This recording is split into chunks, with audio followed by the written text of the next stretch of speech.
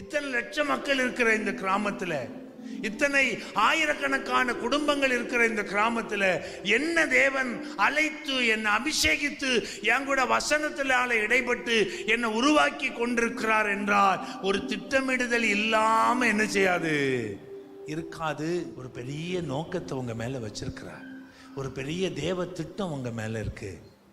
அந்த தேவ திட்டத்துக்கு எதிராக பிசாசு உங்களையே எழுப்புவான். உங்களுக்கு விரோதமான ஒரு காரியத்தை செய்யும்படி வெளியே இருந்து ஒருத்தனை எழுப்புனா நீங்க கண்டுபிடிச்சிருவீங்க. தம்பி, தேவையில்லாத வேலை செய்யாத, எங்க காரியம் வேற உங்க காரியம் வேறன்னு நீங்க சுதாரிச்சிருவீங்கன்னு தெரிஞ்ச பிசாசு உங்களுக்குள்ளேயே எதிரி என்ன செய்வான்? அழைக்கப்பட்டதும் நீதான், அந்த அபிஷேகம் பண்ணப்பட்டவனுக்கு எதிராக செயல்பட போகிறவனும் நீந்தாங்கிற அந்த தேவ திட்டத்தை எழுப்பி